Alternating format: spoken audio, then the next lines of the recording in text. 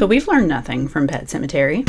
Sometimes that is better. I'm Micah, licensed therapist, and here we like to talk about horror and mental health. I feel like I'm going to catch some crap over this one, but let's go. Today we're talking about Bring Her Back. It's made by the same people who made Talk to Me, and you can tell it's got a similar vibe without this unnecessary scene. So we're going to examine some of the themes of grief, trauma, manipulation, the usual stuff. First, the story. The story begins when Andy and Piper unfortunately find their father dead in the shower. Andy is a 17-year-old and Piper's like 13, 14.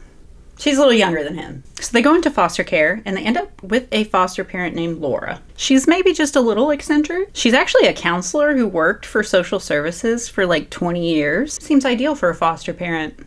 Right? Very first thing, she requests that they all take a selfie together. Then she makes sure that she is standing in just the perfect spot to block Andy out. It's made very clear that she does not want him, but most likely did it so that Piper would come as well. And even prior to meeting him, tried to deny taking him on as a foster child because of his questionable past, which we learned was him hitting his sister when he was 8. I mean, it's not cool to hit your siblings, but an 8-year-old hitting a younger sibling who's like, 4 or 5? Not that weird. Especially since we learned that his dad was beating the crap out of him. So he's learned that behavior as a way of dealing with difficult feelings. And they just act like it was this horrendous, unforgivable act. I'm sitting here thinking that's it? I can think of way worse things for siblings to do to each other, but I will spare the details for everyone's sake. Throughout the movie, we notice that Andy has tried to overcorrect this mistake in his life by being very protective of Piper. They notice some safety precautions in the household, which reveals that Laura had a child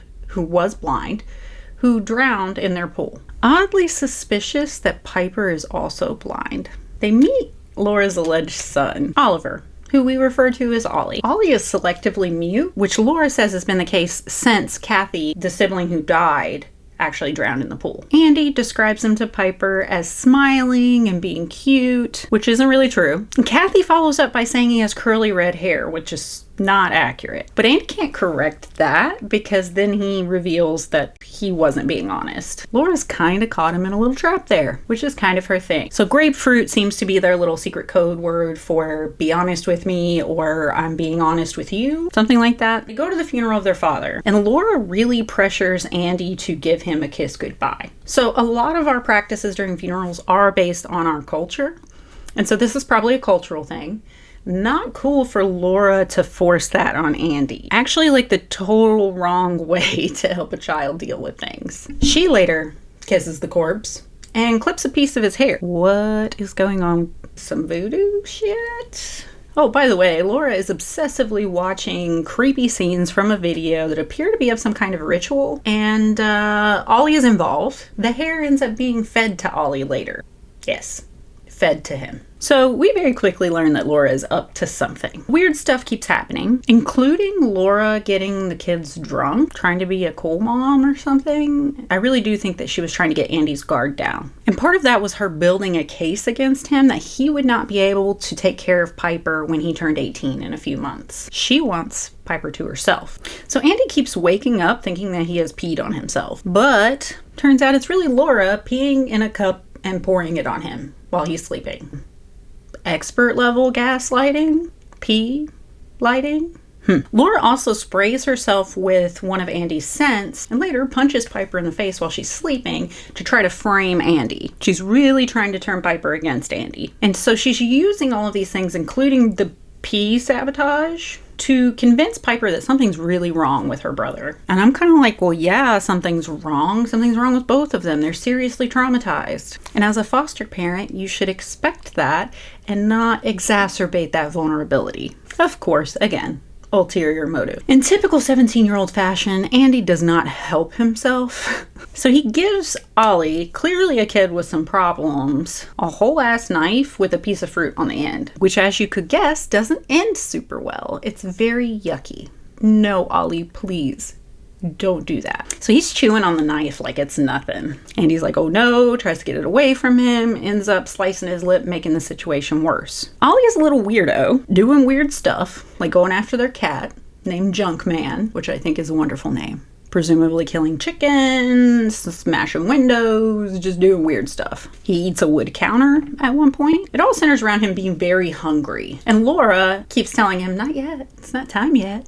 Andy has a lot of avoidance of showers, understandably. We learn that there's a little bit more than just finding his father dead in the shower. Later, when we learn that his father had been physically abusing him, it was taking place in the shower. Andy ends up being startled by a vision of his father in the shower, falls, hits his head, wakes up in the hospital. So when he wakes up in the hospital, he's really freaking out because it's raining. And during this vision of his father, he is told that she is going to die in the rain, which he assumes is Piper. Laura visits and just in passing says something about how she killed his dad. That's never really clarified. It's weird and never really brought up again. Set some alarms off for Andy, of course. We never really learn if something happened there, if she was screwing with him, which I think she was probably screwing with him because she's screwing with him a lot. So Laura is taking this time to really groom Piper to be Kathy. Kathy, her daughter who drowned, who's actually a corpse in a freezer in a storage shed. Real healthy grieving there. So long story short, Ollie was actually kidnapped and is not Laura's son. He was kidnapped to be a vessel for something that Laura calls an angel.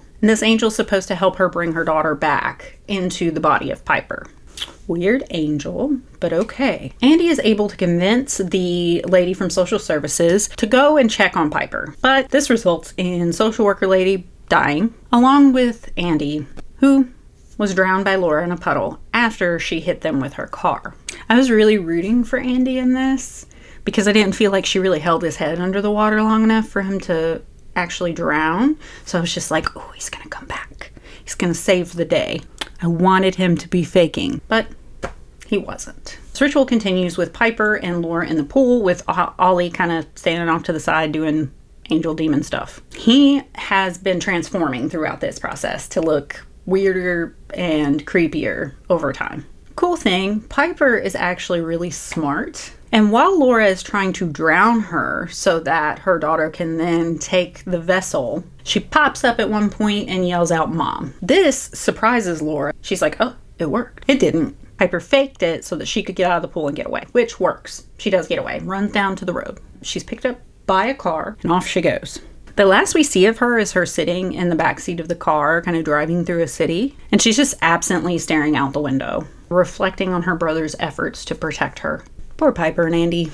It's a really sad outcome for them. So what about Ollie, whose real name is Connor? So he seems to escape, and he gets through like this little barrier that Laura has created, which is this line drawn around the house. Seems to be found by police. The trauma, physical, psychological, that's going to be a doozy to deal with for this kiddo. Piper will live with the reality that she was manipulated and turned against her brother somewhat. And now her family's gone. The ending scene is Laura, alive, floating in the pool with the corpse of her daughter, just kind of embracing her as the police approach. So I think this movie had great visuals. I think it had great effects, practical or otherwise, and it was well executed. I could see how it could create mixed emotions for a lot of people. I think it was good, but I wasn't particularly blown away by the plot. What can I say? So Laura could be seen as a parent lost in the depths of grief, driven to insanity by her loss, which I get. I'm a parent, but like, why hurt other people along the way? For me, I was like, stop it. You are a counselor, obviously not a very good one. You don't take more lives selfishly to try to bring back one that is long gone. So it's like a lot of complicated grief mixed with some evil magic voodoo, something. I don't know. I think that some people could feel sorry for Laura in this situation, and I would, except she's messing with other people's lives. So I really don't. It seems like it's just stupid desperation and disregard for the rights of others. But I digress. I always like to compare stories to real life scenarios, and when I reflected on this story, it really reminds me of the complexities of foster care. Foster parents are often held in high regard, which some deserve that, but there are plenty who don't and worsen the trauma that is already inherently there for the children. Some people want to be foster parents under a misunderstanding that these children will be grateful and it's going to be wonderful and awesome, and that's not the case. They don't know what they're getting into. And I think this story demonstrates that dynamic, but like with a weird supernatural twist. She is trying to replace her daughter because of her own loss. And I've like seen foster parents who may be trying to replace something that they've lost. Hopefully most of them are very selfless and honest and loving, but not all of them are. I firmly believe that Laura was very mentally unwell prior to the death of her daughter. And then I think the death of her daughter just exacerbated it. I don't know. You tell me. What do you think?